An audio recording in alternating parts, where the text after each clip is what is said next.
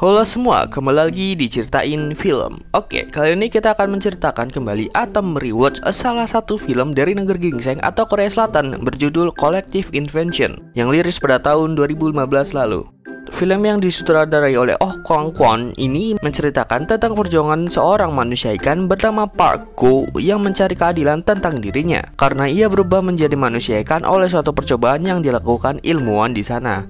Film ini diperankan oleh Park Bo Young, Lee Kwang So, Lee Chan Hye, Jang Wang, Kim Hae Won, dan lain-lain.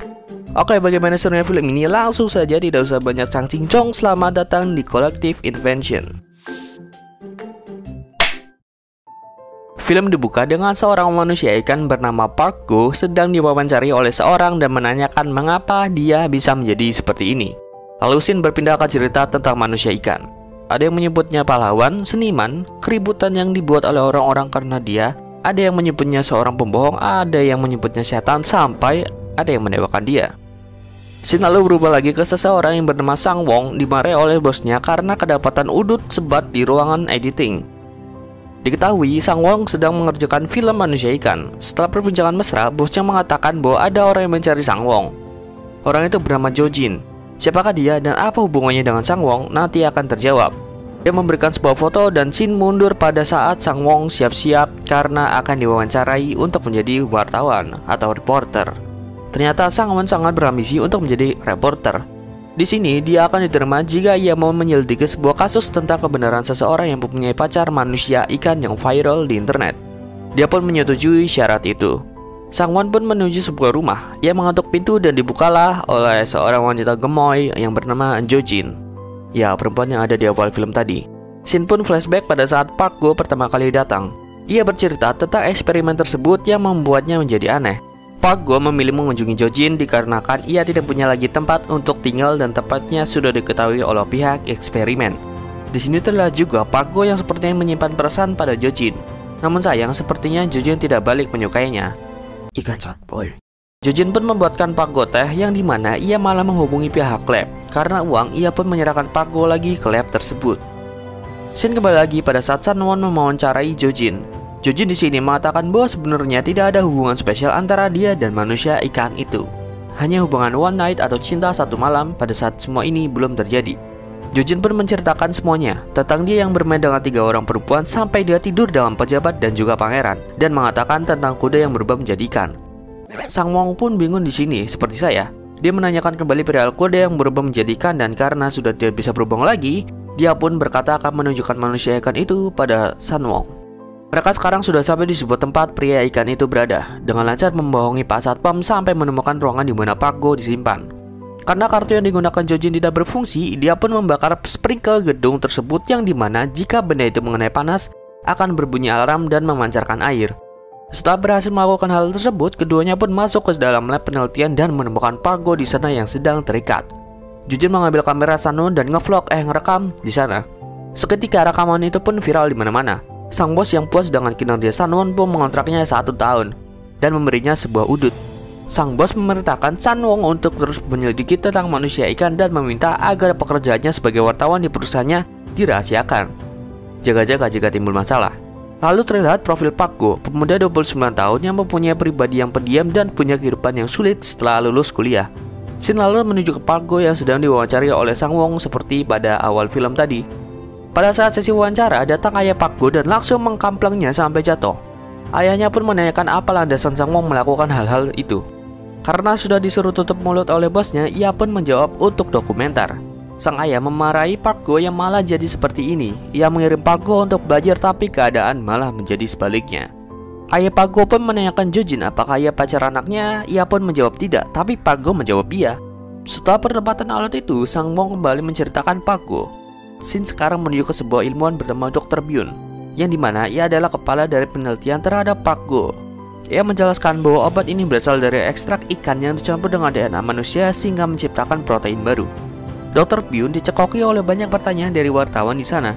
Dikarenakan para wartawan yang tidak nyampe otaknya, Dr. Byun pun menghentikan sesi wawancara. Sekarang kita beralih ke Jo Jin dan Sang Won yang ada di dalam mobil dan berdebat tentang pembagian uang. Mereka pun berdebat sampai sasaran mereka yaitu Dr. Byun datang. Ya, mereka berniat untuk mewawancarai Dr. Byun. tapi karena gampang ditipu, Dr. Byun pun malah kabur. Kejarlah Dr. Byun oleh Jojin. Namun saat akan menangkapnya, dia malah tertabrak oleh sebuah mobil. Dikarenakan terlanjur emosi, Dr. Byun pun kabur. Sekarang, Shin menuju ke Park Go yang sudah berani untuk jalan-jalan di publik. Banyak yang tertarik, banyak juga yang membenci. Sampai akhirnya ada sebuah pengacara yang bernama pengacara Kim mau untuk menangani kasus Park Go. Kilas tentang pengacara Kim, dia adalah seorang yang sangat aktif dalam membela hak asasi manusia. Dia secara sukarela membantu Park Go untuk mendapatkan keadilan di sini. Mereka pun bertemu di sebuah meja dan saling berbicara satu sama lain bagaimana cara supaya menang di ranah hukum. Namun pada saat ayah Park Go menanyakan kompensasi yang akan diminta, Jojin mengajak ribut dengan mengatakan bahwa ayah Park Go masih memikirkan tentang uang daripada putranya. Lah, Anda apa kemarin? Shin berganti ke Park Go yang akan diteliti dan dicoba untuk dikembalikan ke bentuk seperti semula. Tapi saat melihat hasil X-ray sepertinya tidak ada harapan lagi untuk Park Go. Mengetahui cara sains tidak manjur, Jojin pun membawa mereka untuk mencoba cara lain, yaitu membawa ke sebuah tempat untuk didoakan. Namun bukannya jadi manusia normal, Park Go malah jadi ikan geprek. Melihat anaknya yang dilakukan tidak jelas, ayah Park Go pun memberikan bogem mentah ke pemimpin acara tersebut. Mereka pun beranjak dari sana. Saat mereka dalam perjalanan pulang ke Bali, Jojin dan ayah Park Go kembali adu mulut, maksudnya berantem. Dikarenakan Jojin mengatakan brengsek ke ayah Park Go. Dia pun menurunkan Jojin dari mobil dan kembali bertengkar. Jojin berbicara bahwa dia melakukan semua ini atas nama cinta. Ia pun menyuruh Park Go untuk turun. Ayah Park Go mengatakan jika ia berani turun, kita tidak akan bertemu lagi. Park Go pun memilih untuk tidak turun. Sangwon dan kawan-kawan pun meninggalkan Jojin di sana, di tengah jalan sendirian. Tidak ada hati memang cowok-cowok ini. Shin berganti ke Dr. Byun yang sekarang sudah mau untuk diwawancarai. Pada saat sesi wawancara, Sangwon dipanggil oleh bos stasiun TV dan dengan tiba-tiba memecatnya.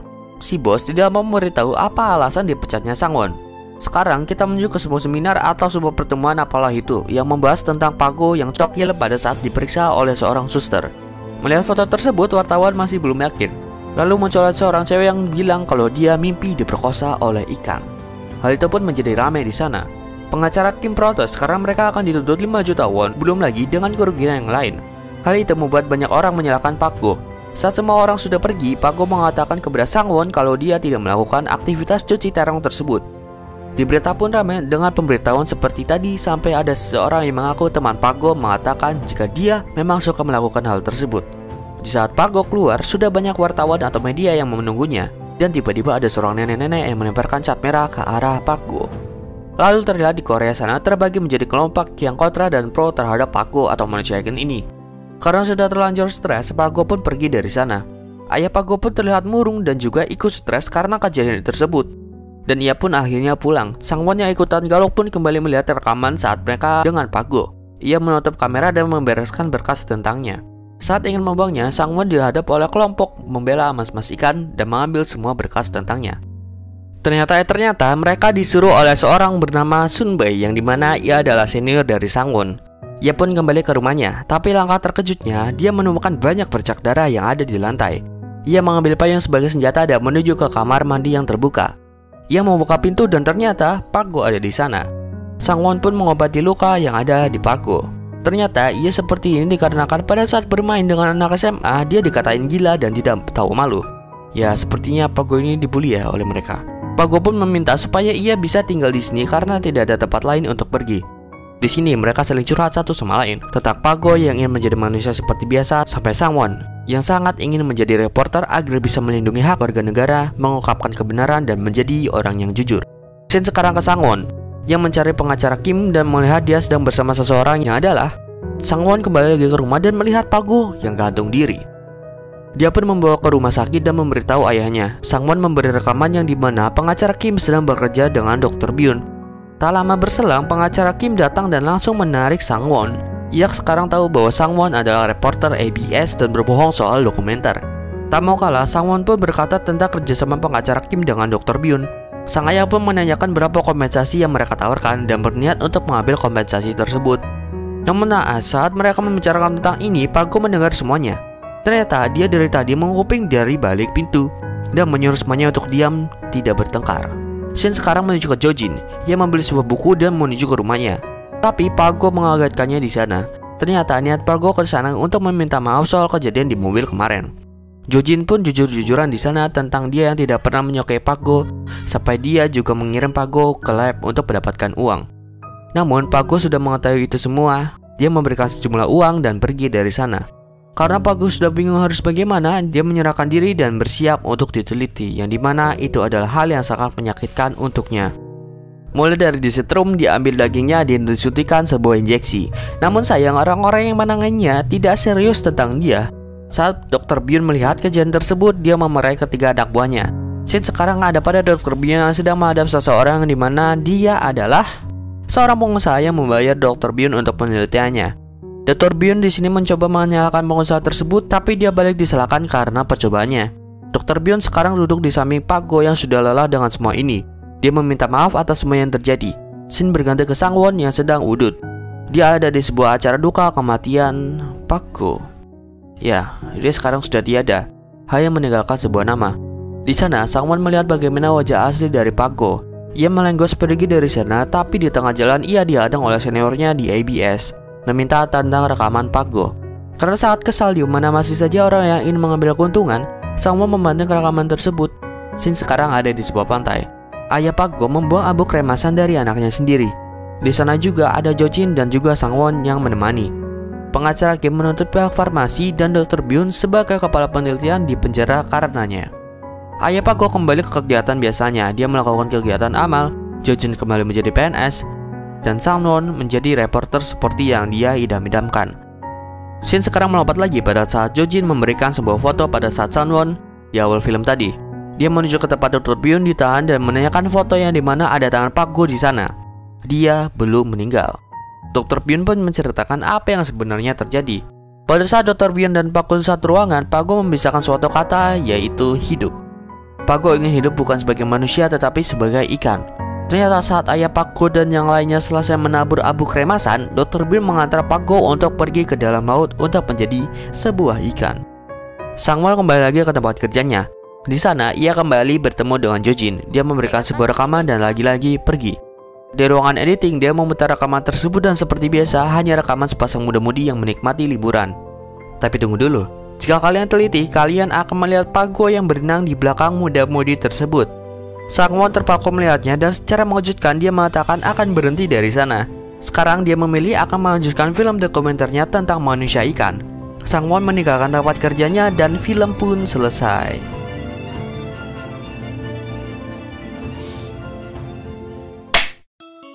Nah, akhirnya filmnya pun selesai. Bagaimana nih? Film yang mengangkat tentang HAM dan juga orang-orang yang masih mendayaukan uang ini cukup menghibur kan? Alur cerita yang santai dan lucu pada awal berganti menjadi suasana yang serius pada akhir filmnya. So far, acting dari pemain-pemainnya pun juga memuaskan. Bagaimana Pak Go yang mengajak kita depresi dengan keadaannya, sampai juga Dr. Byun yang merasakan beban pikiran karena melakukan hal yang mengerikan bagi Pak Go.